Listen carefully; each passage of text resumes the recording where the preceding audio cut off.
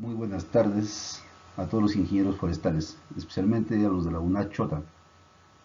En esta oportunidad, mi saludo también al ingeniero Pacífico Muñoz. Hoy día trataremos sobre el tema de la edapología, especialmente de la materia orgánica, del nitrógeno, del fósforo y del potasio. Empecemos. Bien, coleguitas, entonces, referente a la materia orgánica, hablaremos sobre su concepto, sobre su función, sobre su composición y su clasificación. ¿Qué es la materia orgánica? La materia orgánica es un componente principal que regula la capacidad del suelo para mantener su fertilidad y optimizar su conservación. Algo, coleguitas, importante sobre la materia orgánica. Diremos que el mantenimiento del suelo con materia orgánica es uno de los objetivos más importantes del manejo de suelo. Y referente a su función, diremos pues que la función de la materia orgánica es la de suplir alimento y energía a los microorganismos, los cuales liberan elementos nutritivos. Las funciones benéficas, colegas, de la materia orgánica podemos resumir desde tres puntos de vista. Desde el punto de vista biológico, desde el punto de vista químico, desde el punto de vista físico. Desde el punto de vista biológico, podemos decir que la materia orgánica suple energía y minerales para los microbios. Desde el punto de vista químico, diremos pues que la materia orgánica proporciona ácidos orgánicos y nutrientes directa e indirectamente. Y desde el punto de vista físico, diremos que la materia orgánica aumenta la agregación, hace el suelo más laborable, aumenta la porosidad, la aireación, la capacidad de infiltración y percolación y finalmente reduce la escorrentía y la erosión. Coleguitas, entonces, y sobre la composición diremos pues que la materia orgánica está compuesto por material orgánico vivo o muerto, frescas o descompuestas, simples o complejas.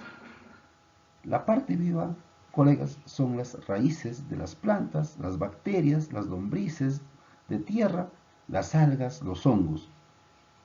La parte muerta, colegas, son los restos muertos en descomposición, como pueden ser las hojarascas, madera, el estiércol.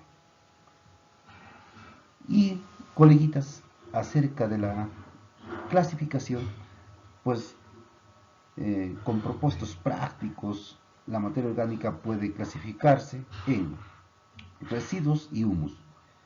Sobre los residuos, colegas, los residuos incluyen partes de plantas y animales y excrementos de los animales frescos y parcialmente descompuestos.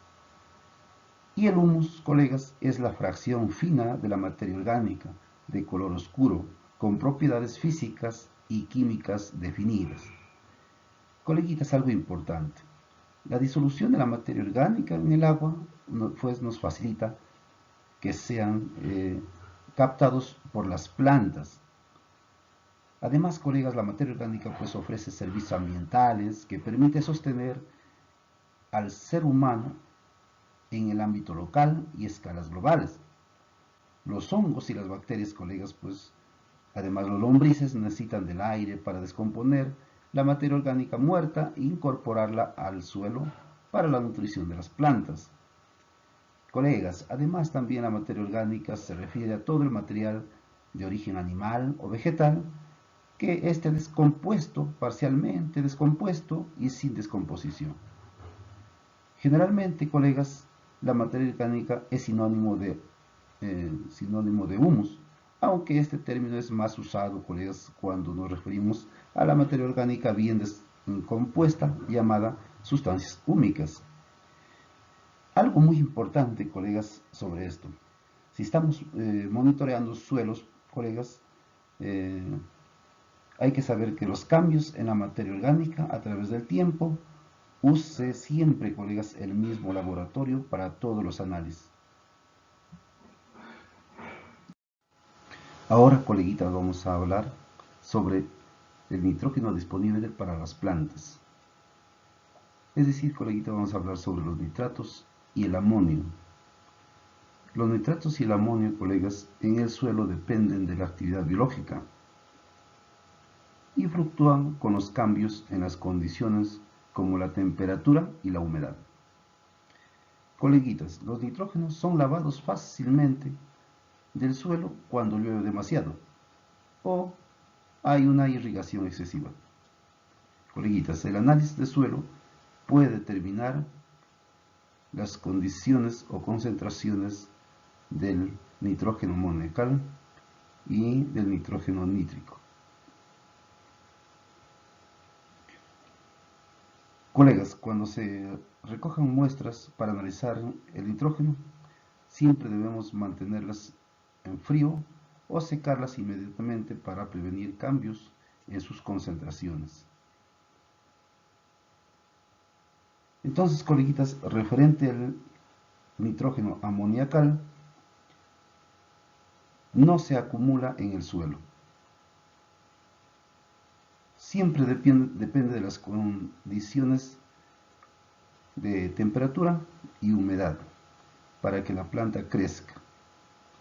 Son ideales para la conversión del nitrógeno amoniacal a nitrógeno nítrico. Coleguitas, las concentraciones de nitrógeno amoniacal de 2 a 10 partes por millón son las típicas. Los niveles de nitrógeno amoniacal arriba de 10 partes por millón, colegas, en el suelo pueden suceder en suelos fríos o extremadamente húmedos, si el suelo contiene residuos de fertilizantes.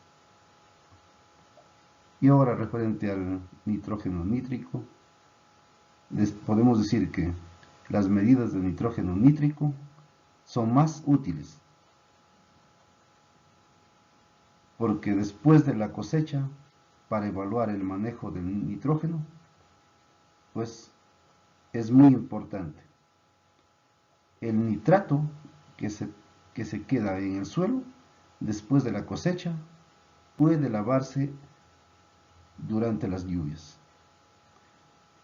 Colegas, si los niveles de nitrógeno nítrico son altos, hay que reducir la aplicación de fertilizantes nitrogenados en las siguientes temporadas. Ahora, sobre el nitrógeno total, los análisis de nitrógeno total miden el nitrógeno en todas las formas orgánicas e inorgánicas. El nitrógeno total no indica el nitrógeno disponible para la planta, colegas. Pues además podemos decir que el nitrógeno es el macronutriente principal, colegas. Entonces el nitrógeno es el principal macronutriente del suelo, colegas. Y el nitrógeno nítrico, que es la fracción de nitrógeno directamente asimilable por las plantas. Y el nitrógeno amoniacal es asimilable por las plantas siempre y cuando anteriormente se transforme a nítrico. Por lo que basta con analizar el nitrógeno nítrico.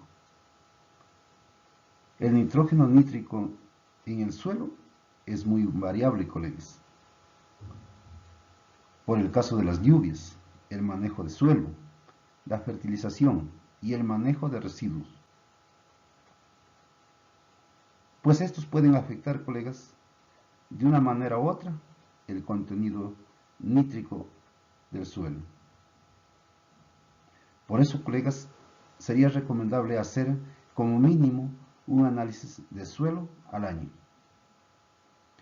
Antes de la siembra, colegas, o a la salida del invierno, se puede hacer esto. Si se realiza antes de la siembra, colegas, es posible calcular el nitrógeno disponible. Colegas, en caso a la salida del invierno, sabiendo pues ya parámetros como necesidades de cultivo, fertilización aplicada, la temperatura y las precipitaciones. Colega, pues para mencionarles también, según Villar en su edición 2016, en su guía de fertilización de suelos, pues nos recomienda un suelo entre 0.10 a 0.15, ¿no? Que sería, pues, en porcentajes, son suelos medios, ¿no? Lo cual nos convendría mucho a nosotros. Coleguitas, referente a lo que es el macronutriente de fósforo. El fósforo es un macronutriente, colegas, como clave en el crecimiento de las plantas. En los suelos, colegas, vamos a tener el fósforo a disposición de las plantas según la humedad, según la temperatura del suelo y el tipo de raíces del cultivo. Los niveles de fósforo varían, colegas, según las zonas y los cultivos. Un suelo óptimo, colegas, según Villar, pues sería entre 24 y 36 partes por millón. Y referente, colegas, al potasio, el potasio es un macronutriente que asegura la producción de calidad, colegas. Macronutriente necesario para el buen desarrollo del cultivo. Además, colegas, un árbol que disponga de potasio suficiente aumenta el nivel de azúcares en la fruta. Pero si se da, colegas, en exceso, esto se nota en la pudrición de los frutos, colegas. Y el porcentaje o los niveles de potasio, colegas, en un suelo óptimo varía entre 175 a 250 partes por millón. Gracias, coleguita. Eso es todo.